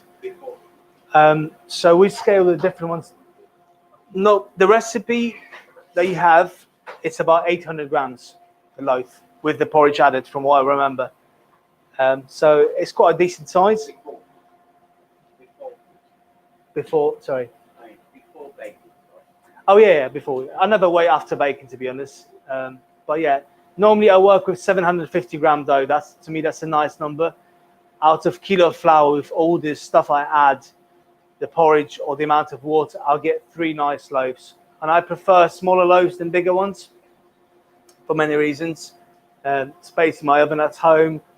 I think they bloom better as well, smaller loaves. They cook quicker. But at work now, they force me to do 1 kilo loaves because they say, you have to do this amount of bread. It's going to be easy for you because you're going to do less bigger loaves because we slice it. It's for the restaurant. I still not keen on it, although it helps me in the way of, I've limited storage. So I can put, instead of 24 750 grams, I can put 24 1 kilo loaves. But I still don't think they bake as well as the 750 ones. These ones here, most of them are about 600 grams. That's what we scaled as the baskets we were using. When Stefan said do 550, we did 550 a couple we saw. It can take more. So these small ones took about 650. Most common baskets are 1 kilo ones. So that means up to 1 kilo of dough in the basket. It doesn't mean it has to be 1 kilo in there. Often people believe, the basket is like a mold, so it's holding. It should only, hold it to a certain extent. The dough should still be, allowed to relax a little bit. So it's not a tin. It's not the same with the baking vessel. Often people, blame, saying, "Oh, I had too big of a Dutch oven and that's why it spread." No, the loaf can be tiny. It's just the vessel. It should never be used as a tin. It should never be used for holding the shape of the loaf. The loaf should stand up on itself. Should be strong enough, well fermented, well shaped, to be able to lift up rather than spread. So, if your dough spreads, like I said, 90% of the time is your starter. Believe it or not, You know, people say, oh, my starter's bubbly, you know, it's rising, it's tripling, it's doubling, and all this. I feed it, but understanding, you know, how you feed it, why you feed it, and when is the most important. It could be doubling, tripling, mine never triples, you know, it's here. And I'm sure if I used it even in 2 hours time, it'd still produce a decent bread. It wouldn't be the best bread, I would still be better than many failures I've seen, because it's maintained well, it's looked after, it's regularly fed, and, you know, I don't neglect it. It's often people think, you know, sourdough is like yeast. You basically have an ingredient you can pull out the fridge anytime and you just use it and it's going to work. No, it's not like this. It's a living culture that we have to nurture, we have to look after it, and that's going to pay off. It really will. You know, if for any reason you've neglected it, let's say you went on holiday, you forgot your starter, you haven't fed it for a month, you can literally go down to a tiny bit like this and start, you know, add, let's say, 100 grams of flour and water, wait for it to double, bin it again, and do like 3-4 really good refreshments. Give it loads of food, loads of new fresh flour before you start using it again. Don't just think, okay, I'm going to do the same again. I'm going to go, you know, because that's what I used to do. I do 100, 100, 100, or, you know, and it's going to work, because you're going to carry a lot of dead bacteria, a lot of dead yeast, a lot of acids and other things that you don't want to carry into your next starter. So even though it's going to look like it's still, because you've added some fresh flour, it's still going to rise, it's still going to, but the balance of it is going to be not right. It's going to affect you though in a negative way, you know, and that's because at least 90% of sourdough failures are down to starter, believe it or not. I mean, a lot of people, you know, they go on. I thought you asked a question. You know, a lot of people just deny. They just don't want to hear it. They say, you know, my starter's definitely right. You know, you can't argue with people. You know, if they want to believe it, that's fine. That's fine. But yeah, trust me, starter is the most important part. It really is. So. How soon before making do you feed the starter? That's a very good question. So it depends. I've got my schedule. So I feed my starter every 12 hours, which is a nice rhythm. So I do it first thing in the morning and last thing in the evening, which is a good thing for people. You know, you wake up, you have your coffee, you have your breakfast, you feed your starter, you come back from work, you know, you watch a movie or something. Before you go to sleep, you feed your starter again. That's a good regime, good feeding schedule. Again, for somebody who doesn't bake every day, it's probably you're going to think, you know, I'm going to waste a lot of flour. So there's a ways around it. But if you're establishing a new starter, you should do that at least for 3-4 weeks of the daily routine of keeping it in ambient temperature and feeding it regularly. Otherwise, you'll never have a good starter. After that, once the starter is established, it's strong, it's well balanced, you can move it to the fridge. Again, how to keep in the fridge is a different story, because you slow down the fermentation rate. And again, knowing the ratio of feeds and how long it's going to be in the fridge will tell you, you know, how long it will survive. And then before you use it, if let's say you bake on Saturdays, your starter's been in the fridge. On Thursday, I would take it out in the evening, discard some, feed, and then again on Friday again, and on Saturday you're going to have well-fed live starter. So some people do it straight out of the fridge, saying, oh, it works. Some people say, oh, unfed starter, old starter. It will sometimes work for many reasons. Most of the time, it's not going to be a great bread using old starter. Yeah, sorry. When do you decide to incorporate a levain before you make the main dough? So starter, levain, and the dough. So I don't do the levain method. I use the direct starter. So I don't build it. So my starter is always active. It's fed every 12 hours, and I can use it straight direct into the dough. If you want to build a levain, that's why I do at work for particular recipes. I just take a chunk of that in the evening, and I build from rye to white. Currently, at the ratio, I do 1 to 10 to 10 for 12 hours. So I do 100 grams of rye starter to kilo of flour, kilo of water. And in 12 hours, I've got a white levain ready to mix. And for many reasons, I just prefer to keep one starter. It's less to maintain, and I'm on my own at that place. So, and people I work with, they're not experienced with bread. So for them, it's easy to focus just on one starter. All they have to do is feed it the same way in the morning, in the evening, and I deal with the rest.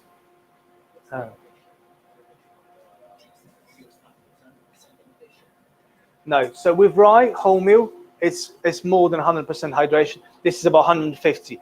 The current ratio I'm feeding it at is 1 to 2.5 to 2. So the first number is always your starter mother. The second number is the water. The third number is flour. So when we post it or something, it's always like 1 to 2.5 to 2. And that's the ratio I feed the starter every 12 hours currently. Sorry, there's late.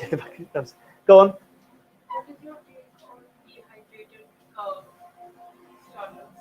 Say again. Dehydrated starters Yeah. available on Amazon and everything. I mean, you can dehydrate yourself for for a rainy day, or if you forget to keep it, mix it. Often people dehydrate and keep it. I wouldn't, like I said, buying a starter is skipping the most important lesson in sourdough baking. So I wouldn't recommend buying it. You can do if you want to get started, somewhere from America or other countries, but learning how to establish a healthy starter is very important because you're going to learn a lot. The behavior of a starter is very similar to the behavior of a dough in the bulk fermentation. If you skip that lesson, you're skipping the very important lesson. Go on, sorry. Yeah.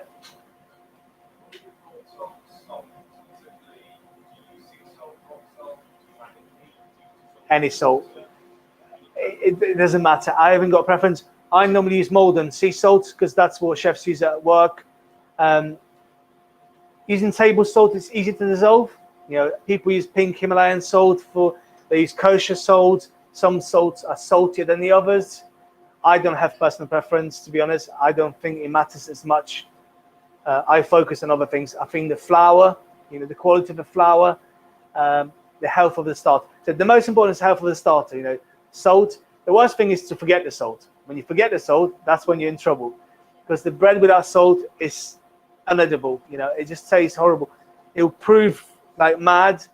The texture is going to be weird, but I don't know if you ever tried bread without salt. It's one of the worst things.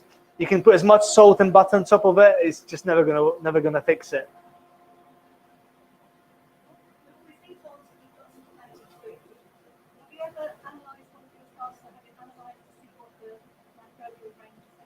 Not mine.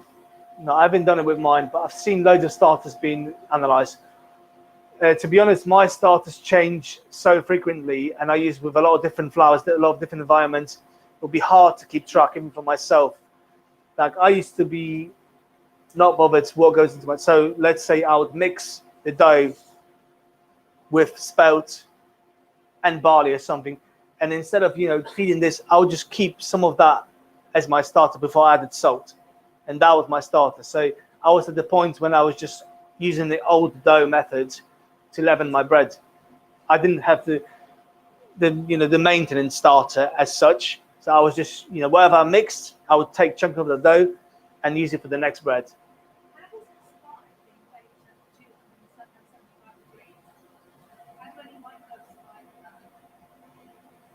Well, they don't. They die. Say again.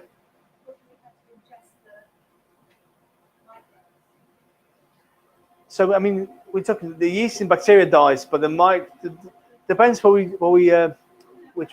Yeah. I'm no expert on nutritionist, to be honest. I'm not gonna lie. I'm not gonna start making up stories. There's other people. I can direct you to the people. There's a lady called Dr. Vanessa Kimball. She owns the sourdough school in UK. She's in Northamptonshire, and she's got a degree in microbiology and the gut health and the sourdough, how it affects that. So it's best to ask her. I'm not going to start making stories up, okay? 1 second. So,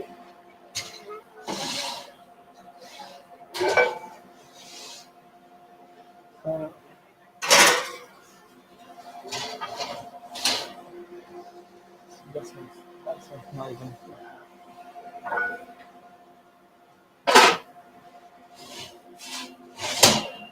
So now we're just gonna get some color on it.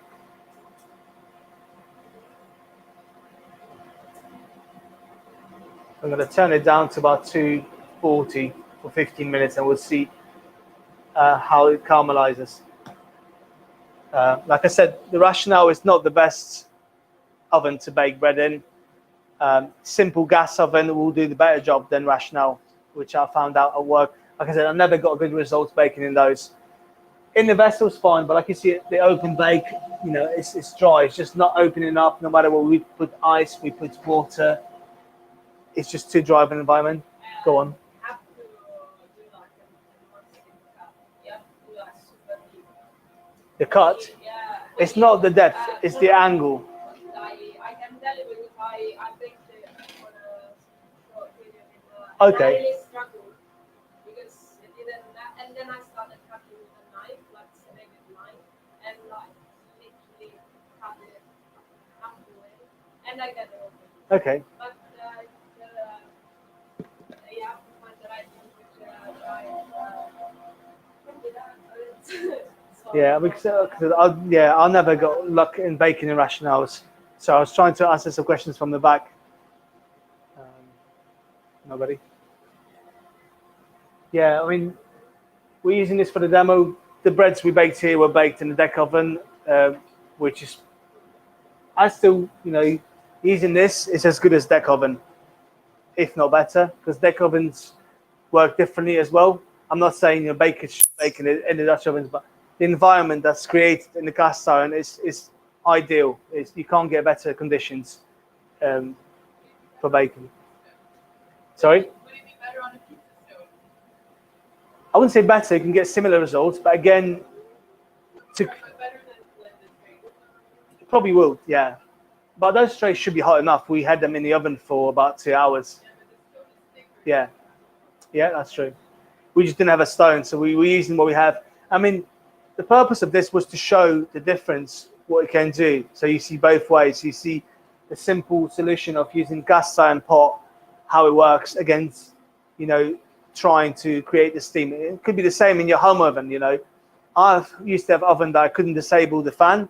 There was no top-bottom function. I only had fan with grill, fan with this, fan with that. So no matter how hard I tried, without the baking vessel, I couldn't get it to open up, which was annoying. Now I've got other issues. I've got steam injection, but when I bake at 260, that steam injection just is non-existent because it's only like a driplets of water dripping in the back of the oven trying to create steam, which again is fine at 180. At 260, there's no steam. So I still, even got an oven that costs nearly £2,000, I still got and use this to display at home. Go on. Have you tried doing a gluten-free sourdough? Not to, so you know, not to the wide extent. I tried a little bit, but I think if you want to do gluten-free bread, you need a separate bakery, separate equipment, do it properly. I don't see, for the sake of just doing it, if you have people with celiac disease, which is quite serious, you know, and you want to bake bread for them, you need a separate bakery that's designed to just do gluten-free products. You know, I don't think doing it just for the sake of doing it. I know it's challenging. I've got a really good book about sourdough gluten-free breads, which is great because most of the gluten-free breads use xanthan gums, use different binding products to mimic the gluten, which I don't agree with. This lady in that book, what she does, she uses things like linseeds or other jelly, like grains that absorb water and bind it into gel. So she uses that to mimic that, and she gets some great results. And she uses like gluten-free starters, she uses rice, buckwheat, you name it. But you know, it's another journey that I probably want to go on to one day. But there's only so many things you can do, and it's not something. If I was, you know, had family maybe that had celiac disease and that, I'll probably go into that venture. But at the moment, no, I haven't tried it. I'm not going to lie. No, so sorry. I'll just remind me later. I'll show you. It's quite hard to get hold of nowadays because for some reason that book was published in a limited amount and then it disappeared. So I had 2 copies actually, and when I looked at Amazon, it was like £200 a copy. I was like, what's going on? You know, I kept it wrapped in cling film, thinking I'm going to sell it one day for profit, but I'm not going to. But it might be hard to get hold of. But yeah, we can exchange. You know, you can contact me, or we can talk about this. I'll show you the pictures, or you know, we can somehow share the information that's in there. But I think it's a great book. Any more questions? Like a starter, with both wheat and rye starters, Yeah. is there a test you can do to see if it's ready or if it's still good to use? Are there things you can see? You say this is dead, so it's Okay, I always say the best test is to bake bread with it. That will tell you the most. You know, if your bread's good, that really is. But there's many things. It depends what wheat starter. If you're talking 100% hydration starter, which is the most common, so it's equal amount of water to flour. It depends on the feeding ratio. It depends what ratio it was, how long it took, what temperature. You know, you want it to ideally to double, triple. You know, that's it doesn't have to triple, but it should double. Should smell yogurty. Should smell pleasant. It should be a little bit acidic, but not in your face. Shouldn't be like a vinegar. Could smell of beer, could smell of wine, could smell of fruity. It should be sweet. Should be sweet to taste. Again, it shouldn't be the gluten in it. When you, let's say you take a spoon in it, you pull it out. It should be pulling like a dough. There is many schools. Some people use the starter on the rise. Some people use it at the peak. So again, it's down to your baking schedule and your plan for the further fermentation is when you want to use it. Like Chad Robertson, the owner of the Tartine Bakery in America, he uses his starter on the rise. He uses a very young starter, about 3 hours into fermentation. I'd say it's probably only 50% risen, and he's getting great results. And some people say, no, you have to use it at peak. That's the most yeast activity. But his baking schedule, his plan for the further fermentation might be different than other people. So it's really, this is not great. It's really a trial and error. I would say stick to one routine. Regular feeds, regular usage is going to give you a good starter. So you feed it, let's say, this time of the year, for white starter, I would feed 1-5-5. That's, we're talking starting with white and carrying with white. Because, like I said earlier, with rye, I'll do 1-10-10. Because rye is a lot more active. With white, the current temperatures, your temperature at home is probably around 20 degrees. Overnight, might go down to 18. I would do 1-5-5. So 1 part of starter, 5 parts of water, 5 parts of flour, every 12 hours, and see how that goes. So monitoring it, the good way is to you put a rubber band on your jar, or even mark it with a marker. So you put the ratio, the time, and you observe it. And if you see after 12 hours, it collapsed, you know, it's not domed, it's gone down. You can see by the markings, you know, the flour was there, all of a sudden it's here. Then you can increase the flour and water, or you can decrease the amount of starter added to begin with. So you can go from 1-5-5 to say 1-8-8, you know. Stiffening the starter also helps to prolong, you know, its activity window. So if you want to go from 100% hydration to 50-60, that will give you more leeway in terms of when you can use it and how quickly it proves, because the bacteria and yeast moves faster through the looser, you know, mixture. So if your starter is wetter, the yeast is going to work for it quicker. If your starter is dense, like a dough, the yeast is going to find its way, you know, a lot harder to ferment that dough. I hope it helps. Like I said, I prefer rye because it gives me a window of, you know, usage. It's a lot wider and it's a lot more forgiving, you know. You don't have to use rye. It's also very traditional to use rye starter. It's the easiest flour to start your starter with. It's the most active, especially wholemeal. It's full of enzymes, and I actually like the flavor. Even white bread, using rye starter, making wheat bread, it's going to have a different flavor than using a white starter. Okay, the bacon's nearly done.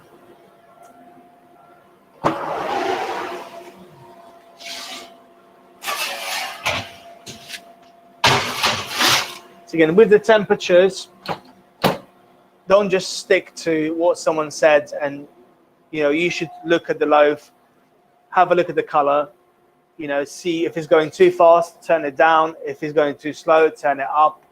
Next time, adjust the temperatures.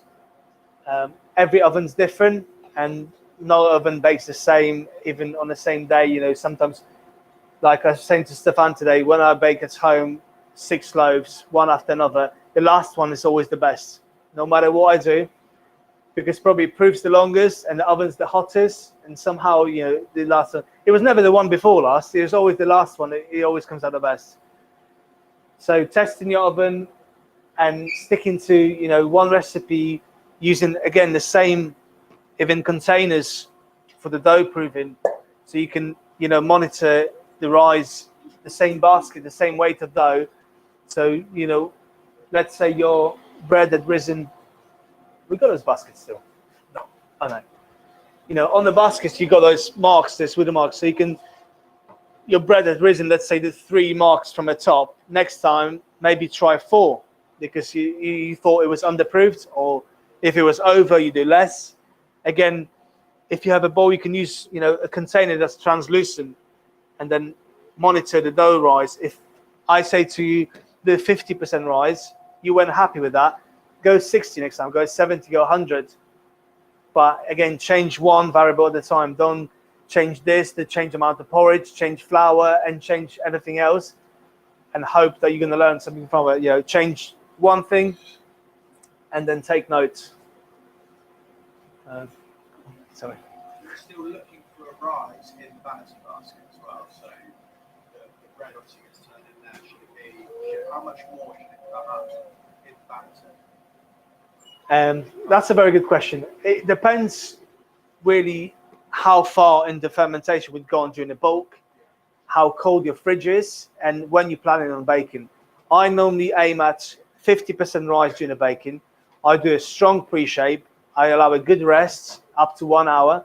Then I shape it, and then I see at that point how fast the dough was moving from pre-shape to shape, and then I decide what temperature, whether I want to, if it's going too fast, you want to shape it, put it straight in the fridge at 4, not more than 4, and then you don't want any more rise, because that dough was fast and it's reached nearly its peak at that point.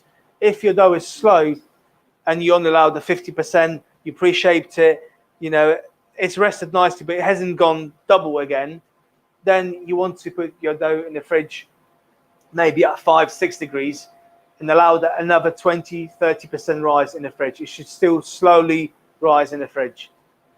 But then that depends, like I said, on what happened during the bulk. It's usually down to the time of the year, how fast the dough is moving. Like yesterday in the room was quite cold, the dough was moving slow. So after shaping, we even left it 1 hour before we put it in the fridge. And for one dough was enough. For the second dough, we took it for 1 hour before we baked it as well, or even 2. So, those things, there is no set, there's not set in stone, but I like my dough to rise in the fridge slowly, about 20-30%. I don't take it to the point where it's fully proofed there and I put it and I try to stop it in the fridge, because I don't like that. Although there's certain breads that you want to take that way, but not when working with wholemeal and those additional things. I prefer the slow rise in the fridge rather than having it.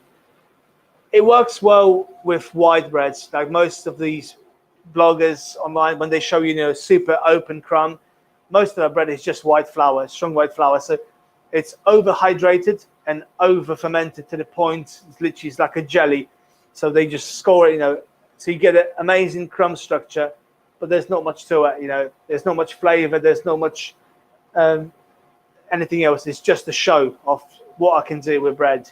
You might as well just not shape it, just throw it in the oven, and it's still going to have the similar effect.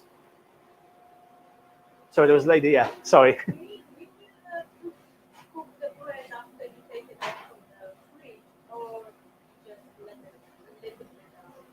No, so I cook it straight from the fridge. So, like I said to the gentleman over there, I allow it to slowly rise in the fridge to develop, to continue the rise from the bulk in the fridge, and then just stop at a certain point. Normally, after 12 to 18 hours, I bake. Baking from cold is easy for many reasons. It's easy to score. The shock between the cold dough and the hot oven, it gives a nice result as well. There's extra moisture. I had to learn to bake from ambient temperature. And it was one of the most challenging processes in my learning of sourdough baking was baking from warm. So, but although the process wasn't like this. So we bulk the dough in warm, then we prove it. It was reversed. So it was a cold bulk. So the dough would be mixed, put in the fridge first for like 18 hours. It would slowly rise then we shape it, and then we prove it in ambient. So it was reversed process. So it was a cold retard in bulk and then ambient proof. But when I got to the point when I was confident with it, I got some of the best results in my life with bread. I still don't feel comfortable with this method. I still try to avoid it, but it's good to know how to do it and good to have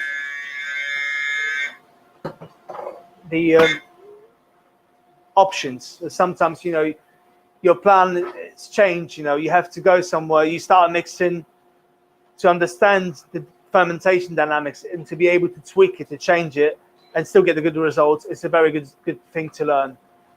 So you can do both. But I tend to prove in the fridge cold and bake from cold. But you asked the question, sometimes when I see it hasn't done enough, I'll take it out and warm it up. That's what I asked. Yes. Now it's very cold outside, and the fridge is free, so when I take it, it's like just a minute. Yeah. How it sounds. So, it's this is decision you have to make, judging it by, I can't tell you do it or don't do it. Like this morning I came in and one bread was ready, one wasn't. We put both in the oven, we baked, and one didn't work properly. It was like underproofed. One was perfect. So we took that one out for 2 hours. Again, whether it's 1 hour, 2 hours, this, I can't tell you it's going to be 1 or 2. You have to judge by, if you bake in the same loaf every time, you should know how much rice you should get in your basket. And I did get this problem last year, so that's why I'm asking if Yeah. It's very good to listen to your guts. Like I often, don't do that. And then I think, why? I should have known better. I should have known. I should have. And still, often I forget that, when your gut tells you, do it, just do it. Go with your senses. If you feel, you look at it and it doesn't look alive, it doesn't look well proved, it's something wrong, it's too cold, do it. What's the worst that can happen? Overproofed bread is a lot better than underproofed, because if you overproof the dough, it's going to go flatter, the crumb's going to be more uniform, but it's still going to be a lovely bread to eat. If you underproof it, it's going to be dense, it's going to explode, it's going to crack here and there, it's going to have large holes surrounded by very dense crumbs. So don't hesitate to push the fermentation. Okay, a lot of people, that's one of the common mistakes. They underproof, especially at the bulk stage. They don't ferment it enough before they shape it, because they stick to the particular recipe that tells you do for 5 hours, 4 folds, shape it, put it in the fridge. Now, you should really see the fermentation happening. You should see the strength of the dough, and then you decide. So, yeah, it's better to push the fermentation rather than trying to, cut it. And don't hesitate. Push, push, push. The more you push it, the better bread you're going to get. Let me just take this out of the oven now. We're slicing up. Lovely. So these are the ones that were baked in a...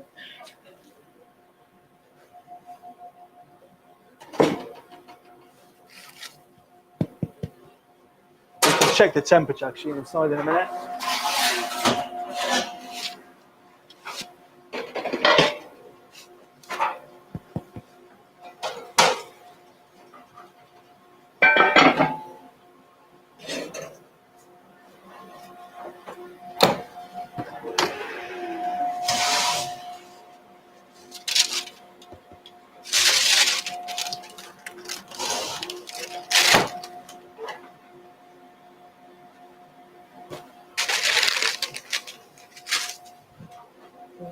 thermometer.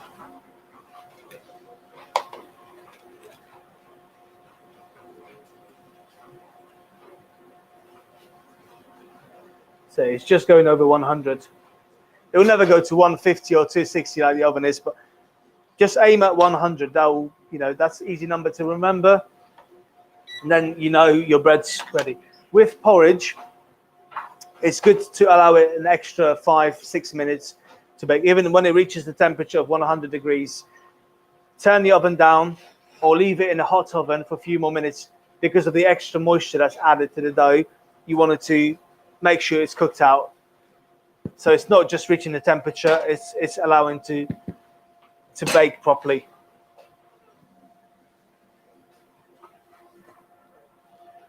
Are you okay doing it? So yeah, lovely. Okay, any more questions? Someone? So I'll just come out closer. So this dough, the bread should sound hollow. One of the things is the visual aspects. The bread should rise up, should open up. The caramelization can tell you a lot about bread as well. But the tapping, I don't know if you can hear it, it should sound hollow. The bread should also feel light in touch. This one has got loads of porridge, so it's not as light. But if the bread feels heavy, that usually means something's gone wrong. So when you lift it, you look at the size of loaf, it should feel lighter than you think it is. That means your bread's good. And the tapping, that means that's how people used to check bread. There wasn't the food probes. They would just go, okay, it sounds hollow, that's good. Like a good watermelon when it's ripe. Again, the caramelization of the crust. If you see specks of color, like some dark, white, different shades, that usually means the fermentation didn't go well somewhere. Either at the bulk fermentation or your starter wasn't right. So nice, even color, it's a good sign of good bread. Doesn't have to be that dark, but you don't want it to be speckled. Like some areas are darker, some areas are lighter. It should have a nice, even color.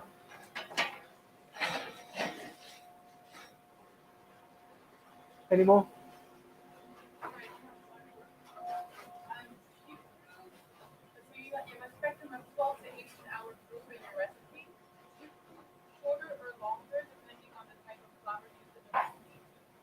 No, so that time it's really retarding. So the first few hours, the dough is going to start improve, and then it's going to hold. So you can go 12 to 18. That's the window you've got. You can go to 24. Some flours will not last that long. They're not designed to withstand such long fermentation. But that window I've given is basically so you can bake in the morning or bake in the evening. So it's not really to do with developing a flavor, although it will develop some flavor. This bread's so flavorsome, it doesn't really need a longer fermentation for that reason. It's giving you the window of opportunity when to bake. So my schedule normally is I start mixing, let's say in the morning, then I shape it somewhere about 5-6 in the afternoon, and then it goes in the fridge and I bake the next morning. Hence the 12 to 18 hours. So either bake first thing in the morning or when I come back from work. So no, it doesn't have to be that long. That just tells it can be baked from 12 to 18 hours. But try and do 48 to see what happens. I've done 72, done 96. You can go. Again, it doesn't always make the bread better, but you can see if you go. I wouldn't recommend it with this, but if you do simple white sourdough or like a country loaf with 10% wholemeal, do one after 24 hours, then one after 48, after 70, and see the difference. You'll see the difference, especially with the crumb, the volume you'll get, how chewy the crust is going to be. Many, many things will change. And it's a very good lesson as well, because then you'll know how well your flour will withstand the fermentation, and then you can plan, next time you think, okay, I need bread in 2 days. You can just mix it and have it 2 days in the fridge, happily fermented. You bake, you still get a good bake. Or not, What, freezing the dough? I had to, but that's not something that I would do. I used to freeze just before scoring because when a lot of young bakers, when they start, they freeze it so it's easy to score. You know, so they say to firm up the dough. It's mainly because the dough wasn't well fermented. It was wet, so they were just trying to rescue it by freezing the dough. So it just goes, the shell goes hard, you pop it out quickly, score it, and then I used to do that as well. But I found the baking process wasn't as good. The dough was too cold going into, you know, it was frozen on the outside. It didn't, yeah. With the bad dough, it worked because it helped me score it. It was the rescue mission. But when the dough is well developed, you shouldn't need any of those tricks. You know, you can have a 90% hydration loaf, just wide, freestanding like this for 40 minutes, not going flat. As long as it's well fermented, well shaped, you can have it 90% hydration, freestanding, and it will not go flat. So you can score it, and it will not drag your blade if it's nicely proved. You can score it, and it won't be any trouble. What flour do you use? So I used Marriage's flour for years. Recently switched to Shipton meal, which is what company uses. I just wanted to use the same flour for reasons. But I've used many. Like I said, UK flours are very good, so there's no issue of getting good flour. Supermarkets like Sainsbury's, Waitrose, Morrison's, but those two Sainsbury's, Waitrose, they really have a great selection of flours. Not just red flours, they have any flours. And you can go Cotswolds, you can go Dove's Farm, you can go Marriage's, they have got their own brands as well, and they're all good. I proved to many people that, you know, even I use Lidl or Aldi's bread flour, they only do one kind, and I still get great bread, you know. So it wasn't, you know, great in terms of flavor or that, but I could still ferment it well, have 80% hydration in that simple flour with no issues. So people often blame flour, and like I said earlier, the starters, most of the time is the reason. Your starter's bad, no flour is going to help, no oven's going to help. Should we taste some bread then? Yes. Yeah, okay. Yes, you want to start with one? Up to you guys. So that's why we're saying in the Bannerton, you've got these marks, so you can monitor your rise by just looking at that. So if you bake your loaf and you feel it's under, and it was up to 3, then next time go higher. So these are quite good guidance lines for your proving, you know. If you use the same amount of dough, let's say 750 grams every time, it's going to be easier to monitor that rise by using these simple lines, you know. So these are quite handy.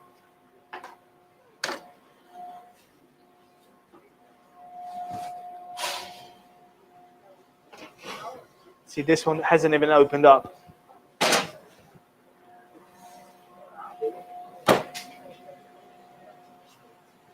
Okay.